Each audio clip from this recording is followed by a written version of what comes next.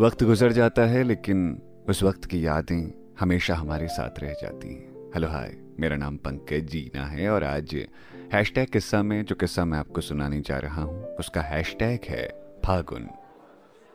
मुझसे शायद 1 साल छोटी थी वो, और 1 क्लास पीछे भी, पर उसे देखकर कोई कह नहीं सकता कि वो मुझसे छोटी है। जब दोनों हाथों के बीच बस्ता दबाए अपनी जानी पहचानी चाल से वो स्कूल आती तो देखने वालों की नजरें बस वहीं की वहीं जमी रह जाती। स्कूल में नई नई आई थी वो, और उसके आते ही गांव के सरकारी स्कूल में जो उसकी सुंदरता के चर्चे शुरू हुए, बस महीनों तक थमे नहीं। लेकिन उसके पास केवल सुंदरता नहीं थी गुरु, उसके पास एक आवाज थी, बहुत प्यारी आवाज की शहद भी शर्मा जाए उसे सुनकर। जैसे करेले में घोल दो तो वो भी मीठा बन जाए। जब प्रार्थना के वक्त सबसे आगे आकर दोनों हाथ जोड़कर वो गुरु वंदना या फिर सरस्वती वंदन करती तो ऐसा लगता साक्षात सरस्वती माँ ही वंदना कर रही हो। हम लोग भाग्यशाली थे कि उसके क्लासमेट थे, और उसके क्लासमेट होने को तो पूरा स्कूल तरस रहा था।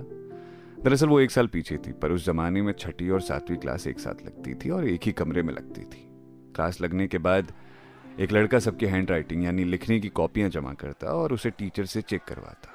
अपनी क्लास में काम मैं करवाया करता था, पर कुछ वक्त से मैंने लिखना जमा करना छोड़ दिया था। इस बात का फायदा उठाकर क्लास में मेरा प्रतिद्वंदी कॉपियां जमा करने को खड़ा हुआ, पर अपन ये होने कैसे देते? अपना काम हम किसी और को कैसे करने देते? कैसे उसके हाथों से कॉपी किसी और को लेने देते? जैसे ही मैं खड़ा हुआ, मेरे जिगरी दोस्त चिल्लाए, अरे भैया, लिखना हमारा दोस्त जमा करेगा, जो पहले से करता आया है वही चलेगा। संख्या बल देखकर प्रतिद्वंदी महोदय का जोश ठंडा हो गया और वो चुपचाप बैठ गए। मैं कॉपियां जमा करते हुए उस सुंदरी के पास पहुंचा। उस वक्त प्रेम और श्रृंगार लिखना नहीं आता था ना, वरना बरहम बाबा की कसम ऐसी कविता लिखता कि कालिदास जी भी फेल हो जाते। खैर, मैं उसके सामने पहुंचा, कॉपी मांगने के लिए हाथ बढ़ाया। त्यों ही वो अपनी शहद घुली जबान से बोली, दोनों क्लास का एक साथ ही जमा होगा। यह उसका पहला वाक्य था जो सामने से सुना था मैंने। हाँ, मैंने कहा और कपकपाते हाथों से कॉपी ली। यार, लड़ाई और तोड़फोड़ करने में कभी हाथ नहीं कांपे थे, लेकिन उसके आगे पिघल गए हम, कपकपा गए थे यार। ये पहली बातचीत थी उसकी और मेरी। उन दिनों होली नजदीक थी और एक दिन स्कूल में पढ़ाकर होली की छुट्टी होने वाली थी। बस फिर क्या था, प्लान बना कि होली खेली जाएगी। और ये कबीर सिंह फिल्म तो बाद में आई गुरु, वरना उस जमाने में हम ही कबीर सिंह थे। और हमने कह दिया था कि खबरदार जो किसी ने उसको रंग लगाया तो। पहली और दूसरी क्लास बीती, लंच हुआ, हुड़दंग मचाने की इजाजत हमने सर से पहले ही ले ली और उन्हें मनाने के लिए पहला रंग उन्हें लगाकर पैर छूकर आशीर्वाद भी ले लिया। लोग मुझे रंग लगा रहे थे, मैं दोस्तों को लगा रहा था, पर वो नजर नहीं आ रही थी। मैंने बरामदे में खोजा, छत पर खोजा, क्लास में खोजा, पर वो कहीं नजर नहीं आई। अब मन थोड़ा खिन्न होने लगा। जिसे रंगने के लिए इतना प्लान बनाया वो कहीं दिखाई नहीं दे रही थी। जब मैं मुंह लटका कर अलग बैठ गया तो दोस्त कारण पूछने आए, तो मैंने झल्ला कर कहा, क्या खेलें होली यार, मूड खराब हो गया, लगता है वो घर चली गई है। इससे पहले कि मैं दोबारा से कहीं देखता, एक दोस्त बोला, पीछे देख। क्या देखो यार, मैंने गुस्से में कहा। हमें पता है तुम किसको खोज रहे हो।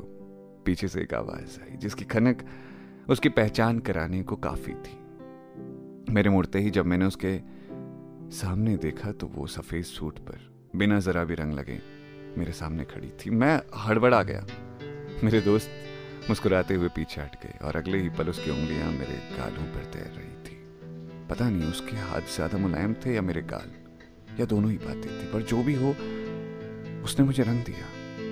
उन चंद सेकंड्स के लिए जब उसकी उंगलियां मेरे गालों पर घूमी, मुझे लगा जैसे मैं ब्रह्मांड के दूसरे आयाम में भ्रमण कर रहा हूँ, किसी और लोक में विचर कर रहा हूँ। और उसके रंग लगाने भर से जैसे कई बरसों की तपस्या का फल मिल गया हो। वो रंग लगाकर भागी, पहले बरामदे की ओर, फिर छत की ओर। छत खाली थी।